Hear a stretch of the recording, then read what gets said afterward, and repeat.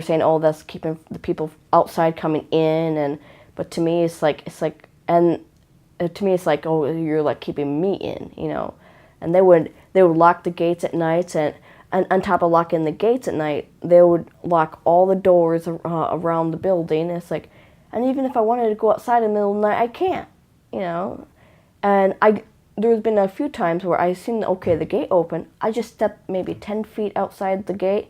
They're telling me to come back inside, you know. I was like, we're across the street from a graveyard. There's nobody in sight. We're like in the middle of nowhere, and you're telling me to come back inside. And it's like, makes me feel like a prisoner. So I only lasted about like a month and a half there, and I left. And so shortly after I left, and came back home to Wisconsin. I went back into Yahoo Messenger, and I met this one Indian brother. He lived in India at the time, and that's when he mentioned that he's a Bohra Shia. I'm like, you know, what's Shia? And I never heard. It's like from back from day one. I'm like, what's Islam? What's Muslim? I was like, what's Shia? You know, I never heard of that. And so he was telling me, you know, what Shia Islam is about, and I was like, oh, okay, you know. And then when I mean, he only got maybe on the bare basics, and then I don't know, when I was like, okay, I want to learn more. He's like, before I do that, I have to get permission from my leader or whatever type of thing. And I guess we were like waiting forever, and in the meantime, while we were waiting, I met this Iranian Shia brother, you know, of the Isna Ashari at a university there or something like that. But he, to the best of his English ability, he was trying to, you know, tell me about Shia Islam, and he was talking to me for a while, and then he finally sent me, like, you know, in the course of maybe a couple of months, he sent me probably a couple boxes of books, and so the first book I picked up, you know, was really like the Know Your Islam type of book, you know. The stuff kind of I already know, but kind of also a little touch of bases about basic Shia Islam. And so I read that, and like, okay, you know. But then then the second book I picked up was Then I Was Guided. And so I picked up that book, and I read it all the way through, and as soon as I got done reading that, I was like, I don't know, I want to become a Shia Muslim, you know. And so I looked up online, you know, at the Shia.org under the Islamic organizations there, and and so I looked up, you know, like the nearest Shia organization to me, and like, yeah, you had Minneapolis, and then you had Chicago. Those are like the two closest ones to me. Like, okay, I'm looking through all the names, and like 99% of them were just regular names, and like I want to like talk to like an imam or something like that, you know, because at the time I didn't know, you know, what I didn't know, like, okay, the Shias are the Shia leaders are called Molanas and whatnot. So of course, you know, at that time I'm still at the imam stage, you know, like I'm looking for someone that has like a title, you know. So I finally found only one person out of the entire list that had a title, you know, and that was the Molana here at IEC Husseini in Chicago, and Molana Sayyid Mahbub Mahdi. And I was like, so I was like, okay, I'm gonna call him. And I guess it was his own, I guess, personal cell phone number, you know, that was on the website. So I called him up. It's like, you know, 9, 10 o'clock at night, and so I call him up, you know, I'm in my room and everything else, you know, no one can hear me. And so I was talking to him, and I was saying how, like, I just got done reading Then I Was Guided, and I was like, oh, I want to know, when you become a Shia, how do you become a Shia? He's like, oh, since you already said the Shahada, just say Ashhadu anna Aliyyun waliyullah. Like, okay. So instead he's like, okay, now you're a Shia, you know? And so when the Iranian brother sent me some books, he also sent me some materials too, like, you know, like a turba. And so I got along with the books, I had the How to Pray book too. So I started reading from that book, and that's how I started praying the Shia way.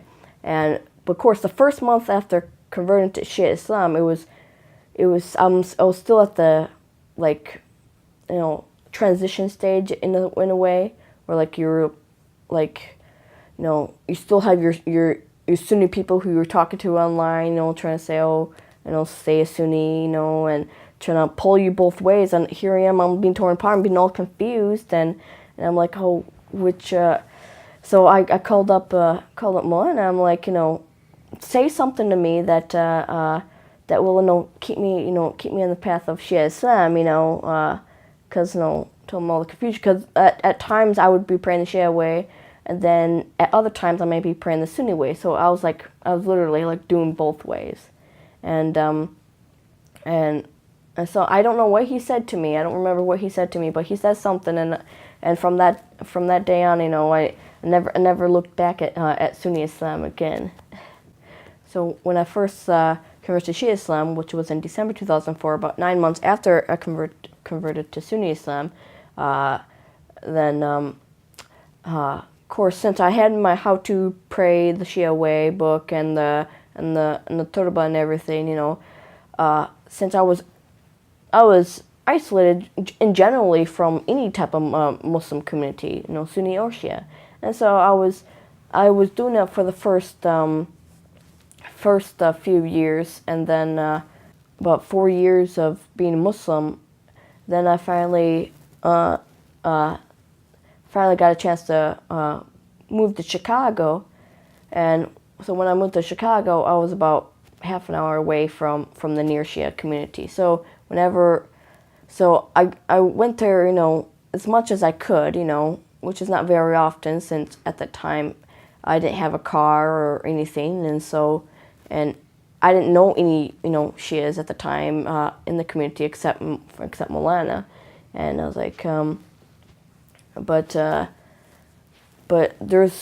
think he gave me like maybe a number to someone, and they might have picked me up a couple of times, and I went there a few times, but things got a little bit more better after I moved to a different place, and I finally got my own car, and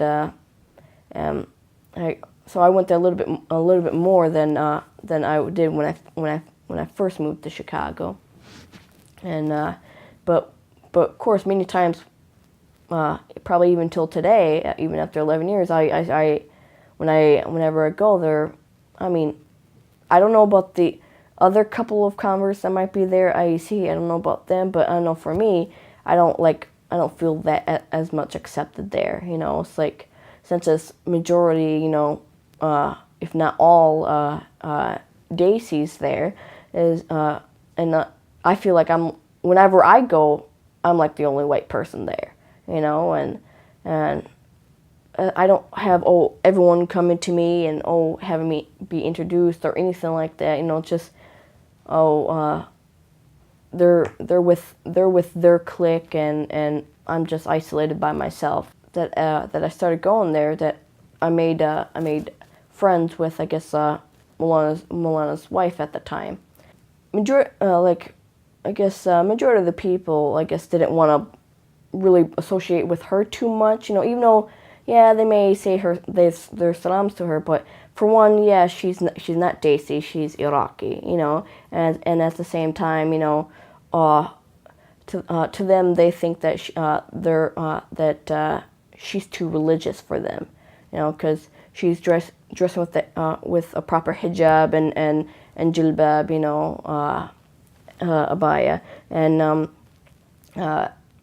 they, you know, of course, with the women, they just dress their normal shawl kameez, you know, no proper hijab way type of thing.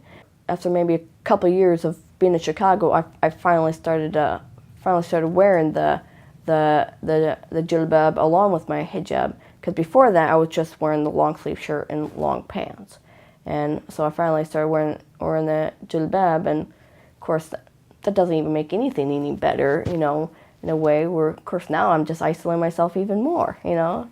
It's like now I have to find a group of people that okay, that would accept me okay what I'm wearing now, and now I'm not dressing like they are.